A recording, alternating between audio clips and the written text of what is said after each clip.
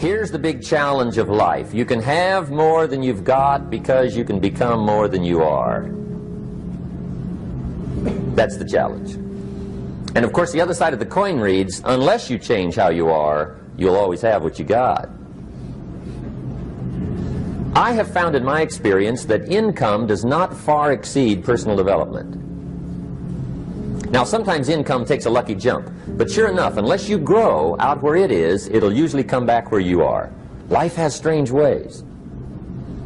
If somebody hands you $1 million, best you become a millionaire quickly, so you get to keep the money. Otherwise, sure enough, it'll disappear. Somebody once said, if you took all the money in the world, divided it up equally among everybody, it would soon all be back in the same pockets. Incredible. Success is something you attract, not something you pursue. Success is looking for a good place to stay. So instead of going after it, you work on yourself. Personal development. See, the major question to ask on the job is not what are you getting? The major question to ask on the job is what are you becoming? See, the big question is not what am I getting paid here? The big question is what am I becoming here? Because true happiness is not contained in what you get. Happiness is contained in what you become. So that's our major subject for tonight, personal development. Of all the assignments Mr. Schoaf gave me at age 25, this was probably the most difficult. In fact, I'm still working on this one. I think it's an unending challenge to see what you can become. The next subject is called Basic Laws. And it's good to study the basics. And I call these basics primarily because they come from the Bible. Now, I'm not a theologian or a minister, and that'll be apparent. But Mr. Schoaf taught me that the Bible was a good textbook for ideas and stories and success equations, how to live the better life. I found out that was true. He also taught me that the Bible is as practical as it is spiritual, and I found out that's true. If you look at your bank account and your income and you're not happy, there are several places in the Bible to check to see what the heck's wrong so you can make the changes. And we're going to cover some of those tonight, called basics. Okay. The next subject is my favorite, setting goals. Mr. Schoaf taught me how to set goals. What a favor that was. One morning at breakfast, shortly after I met him, he said, Jim, let me see your current list of goals and let's go over them and talk about them. He said, maybe that's the best way I can help you get a better direction started. And I said, I don't have a list. He said, well, is it out in the car or home somewhere? I said, no, sir. I don't have a list anywhere. He said, well, young man, that's where we got to start. He said, I can tell you right now, if you don't have a list of your goals with you, he said, I can guess your bank balance within a few $100s. Which he did. And that got my attention. I said, you mean my bank balance would change if I had a list of goals? He said, drastically. That day I became a willing student how to set goals. And sure enough, learning how to set goals changed my life. And I often wondered why no one had ever taught me how to set goals up until age 25. I went to high school, but if they offered it, I missed it. I went to college for a year, never heard it. I worked for Sears. Really. And to my knowledge, Sears never taught it.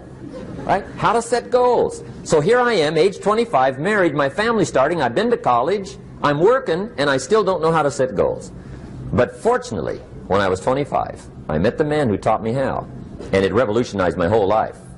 Economically, socially, personally, it's incredible. So I want to share with you tonight what Mr. Schoaf shared with me, how to set goals. It can be a life changer. Okay. The next subject is the negative part of the seminar. Life is part negative, so we got to talk about the negative. And this subject is called diseases of attitude. Diseases of attitude. There's a lot of things that can wreck your chances to do well. We live in a rather dangerous world, so you got to be not only wise, you got to be careful. Now, attitude diseases are just as bad as physical diseases, right? High blood pressure, heart trouble. I mean, a lot of things lace your chances to do well. So you've got to be careful. And attitude diseases are deadly. I mean, they'll destroy all the good things you start. Okay? So we'll go through those attitude diseases, how to spot them, how to look for them, what they are, and the cure. And I'm a pro on these because I've had them all, so I can give you excellent advice on these. Now, the last subject we're going to consider tonight is called the day that turns your life around. The day that turns your life around. And under this subject, we're going to talk about the emotions that can change your life. Human beings are emotional creatures, and emotions are powerful for life change. Now, of course, emotions are so powerful they can go either way on you. Emotions can either build or destroy. So you really have to employ emotions properly. We call civilization the intelligent management of human emotions. If you can intelligently apply your emotions in the right direction, no telling what can happen. Could turn your life around one day would be sufficient. So we'll talk about those. Okay. Now that's a lot to cover in one evening, but we'll keep at it here and see if we can't get it all done. I'd like to have you now jot down the theme of the seminar. Every seminar should have a theme, I guess. We've got one. It's on some of our literature if you happen to notice it, but if you didn't, for your notes, here it is. The theme of the seminar goes like this: the major key to your better future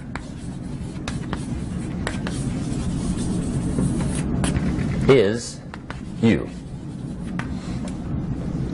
That's the theme of our seminar tonight. The major key to your better future is you. And I'd like to have you underline two words just to give it some added punch. Underline the word major and the word you,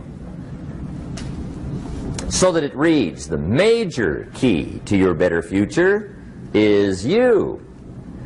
Now, my first suggestion is transfer this to a card or something where you can put it up, where you can see it every day.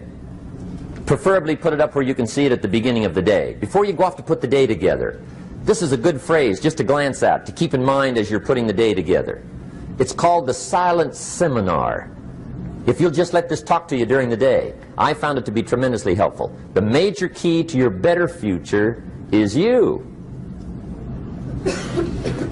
For a big share of my life now, I didn't have this one quite figured out. Among a lot of things I didn't have quite figured out. Many things used to puzzle me back in those early days. I used to wonder why two people could work for the same company, one make twice as much money. Now, see, that used to puzzle me. And maybe they were the same age, graduated from the same school, live in the same community, work for the same company, with the same products and the same services. They've got the same traffic, the same problems, and one makes $1,000 a month, the other one makes $2,000 a month. Now that was my puzzling question. Why would this long list be the same and the money twice as much? I asked, what's the difference between $1,000 a month and $2,000 a month? And I don't mean $1,000 a month, right? I could figure that out. But what makes the difference? Why would one person do twice as well, 3 times as well? Speaking economically. Now, I know there's more than one way to do well. I understand that. But in this little narrow area called compensation, what's the difference? Well, back then, with my faulty thinking, I'm trying to reason it out. I thought, well, maybe time makes some of the difference, right? Some people do better because they have more time. I used to say, Harold ought to be able to do well. He's got a lot of time. If I had all of Harold's time, I could do well. Now, that's got to be dumb, right? Number one, you can't get somebody else's time. A guy says to me one time, he says, you know, if I had some extra time, I could make some extra money. I said, then forget it. There isn't any extra time. Hey, when the clock strikes 12 midnight, that about wraps it up, right? I mean, you can look around the gongs there for a little more, but it's over. You say to the guy, what are you doing? He says, I'm looking for extra time. See, they'll come and take you away, right? There isn't any more time. Now, if you can't get more time, which you can't, what could you get more of that would make a difference in economic results? And here's the key word. Make it a part of your notes. We're going to consider it tonight. The word is value. And I have a little phrase for your notes. Value makes the difference in results. Value makes the difference. You can't get more time, but you can create more value. Now here's the first lesson of economics. Everybody should learn it from the time they're old enough to understand what a dollar means, how to earn one, how to get one, how to keep one, what to do with it. First lesson of economics. We primarily get paid for value. That's lesson one. Bringing value to the marketplace, that's how you get paid. You don't get paid for the time. I know it takes time to bring value to the marketplace, but you get paid for the value, not the time. Now, since that's true, here's one of the key questions of the evening. Is it possible to become twice as valuable at the marketplace and make twice as much money in the same time? Could you become 3 times as valuable?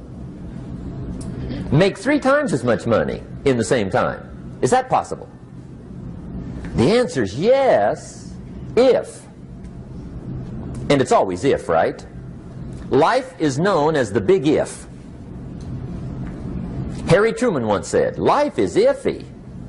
How true. And here's the big if we're going to consider it tonight. It's possible to do much better at the marketplace if you go to work primarily on yourself. And that's the theme of our seminar tonight. Learning to work primarily on yourself. People have asked me for the last 24 years, how do you develop an above-average income? And the answer is, become an above-average person. Develop an above-average handshake. Some people want to be successful, they don't even work on their handshake. As easy as that would be to start on. They let it slide, they don't understand. Develop an above-average smile. Develop an above-average excitement. Develop an above-average interest in other people. Develop an above-average intensity to win. See, that'll change everything. Probably one of the most frustrating experiences in life is looking for an above-average job with above-average pay without becoming an above-average person. It's called frustration.